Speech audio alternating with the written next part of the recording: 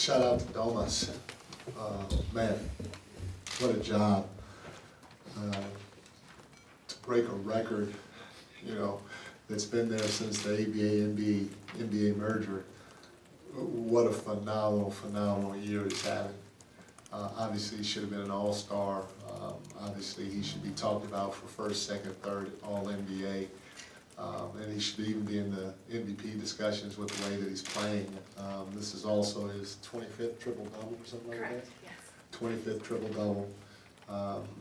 He's up there with guys like Oscar Robertson. There's only 4 other players that do it. Oscar Robertson, Jokic, Russell. Bill Russell. No, Russell Westbrook. Oh, yeah, Russell Westbrook. Will Chamberlain And and Will. Jokic. And that is unfreaking believable. So, Tomas, hell of a job, buddy. That is big time. And I hope he gets a lot of praise because it's definitely well deserved. I tell you, man, you know, our formula, I guess, as of late has been to defend, which we did a pretty good job of. Defend the three-point line, which we did, even though Maxey went off, we still did a pretty good job of. They shot 32% from there. And also win the possession game. And, you know, we did that. We had 8 turnovers to their 15. We won the free throw line game. We had 28 to their 20. You know, they out-rebounded us in terms of offensive rebounding, but we scored more second chance points than them, so we won the possession game handedly while trying to defend at a high level. Maxey had 21 points, I think, in the first quarter. He had 8 the rest of the game, 3 points in the second half alone, and you're not stopping a player like that. You just want to make him work, and I thought our team did, led by Keon and Davion, teaming him all night. Told our guys to get out and run. They did a good job in transition. But like I said, just with our latest formula of defending while winning the possession game, that's why we ended up getting it done. Keegan was huge for us. Davion was huge off the bench. Alex Len was huge off the bench. We just had a lot of great guys, and it's kind of how we've done it most of the year. Just, you know, we have a different guy or a new guy seemingly step up every single night. So, great win by our guys tonight. Mike, how do you feel Domas digested the moment, or at least took in that moment from not only the crowd but even the teammates as well? Obviously, he gets so locked into the game. You know, I think he appreciated it. You know, I think it touched him.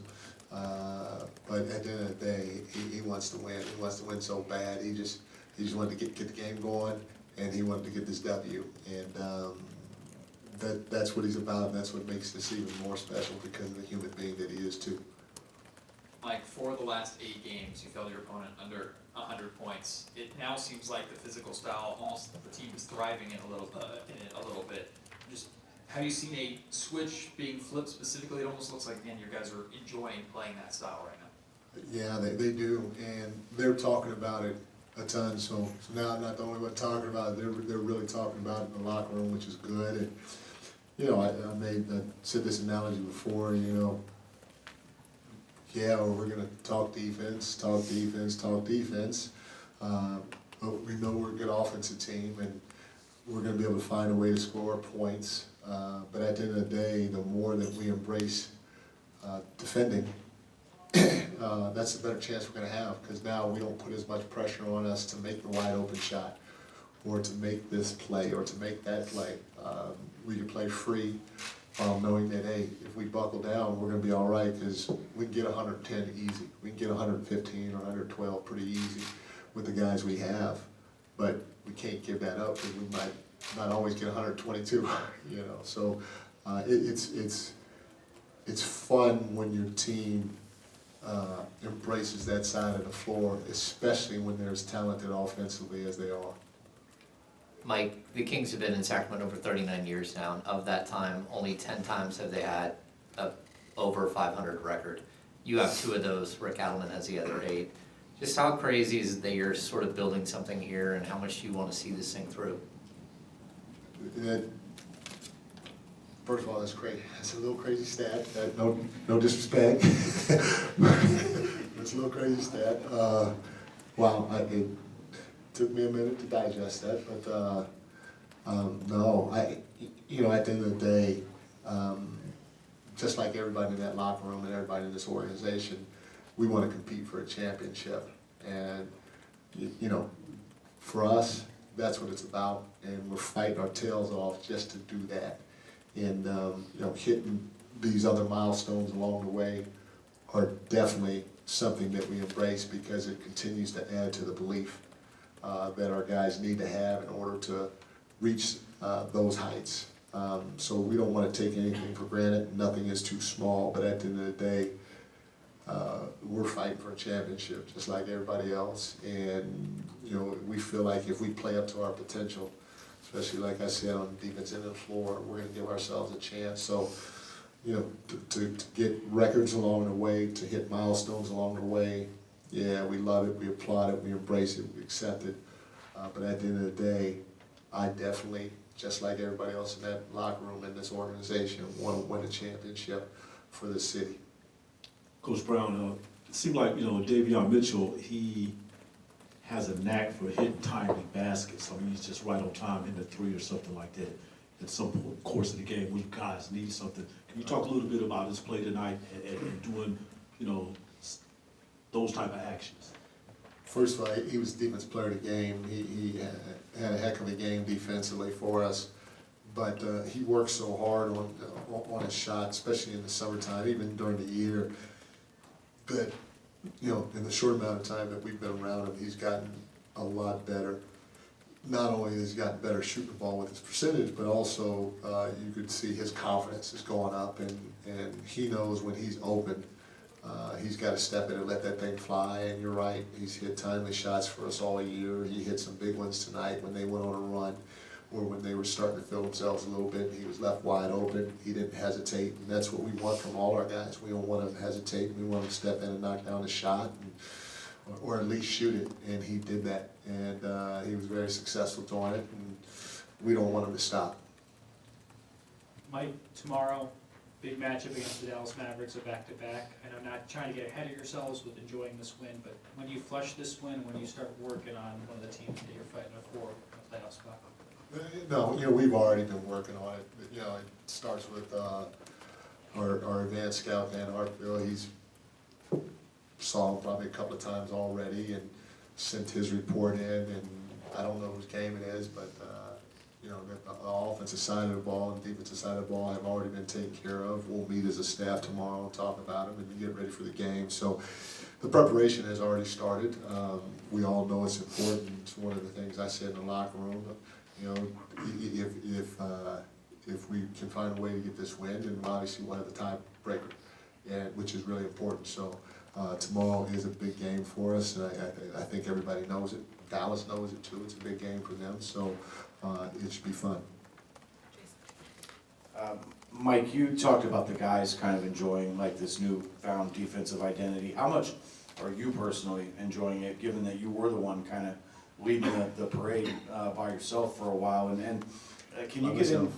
Yeah, I mean, for a while you were the, you've led them here. Is the point, and so you must be gratified to see them come this far. And what are you seeing exactly that they're doing, and how much are, like we've heard people mention the way the game's being called a little bit differently now? How much is that a factor right now?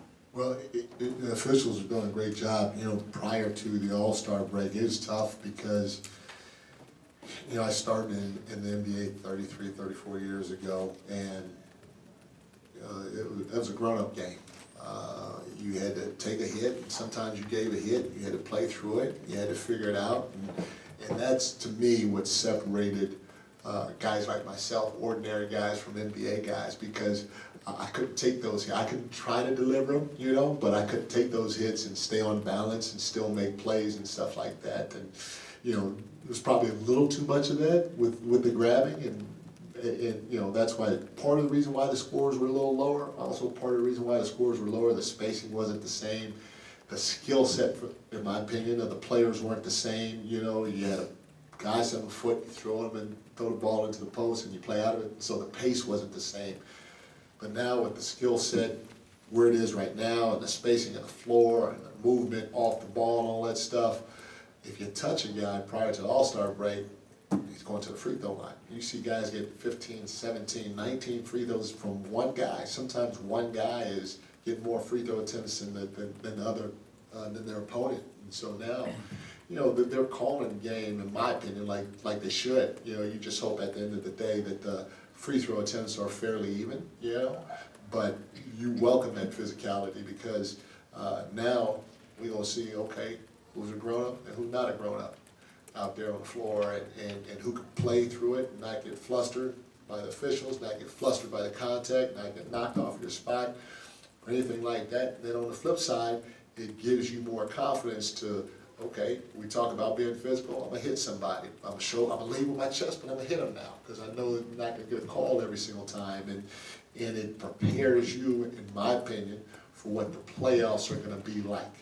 The playoffs are a physical style of basketball, and you know, for teams that are young and that have never been there or haven't been there much, to get a taste of that during the regular season on a consistent basis and figure out how to manage your play in a physical game like that, it just gives you confidence and preparation come playoff time, and our guys have embraced it.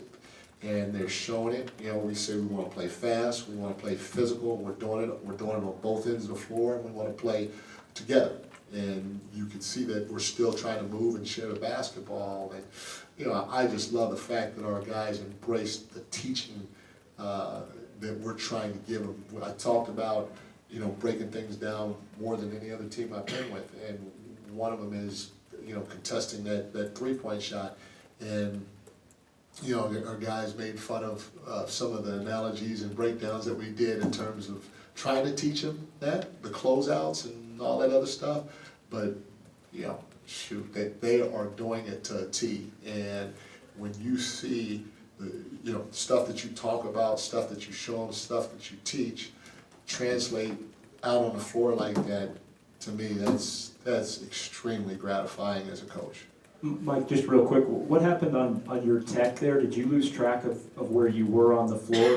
I didn't notice it at first, but you ended up on the other side of half court. I did. You know, I've been working out, so I lost a few pounds. I didn't know I was that quick. I didn't know I got down the floor that quickly. And so I looked up, and Nick Nurse I passed Nick Nurse, I think. so I tried to sneak back, and it didn't work. I thought I would get a warning at first, and so they gave me a tech. I didn't do it again because Malik stayed back. Hey, get your ass back! Get your ass back! Don't cross half court! So I had to honor what Malik said because he was right. Thanks, everyone. Thank you guys.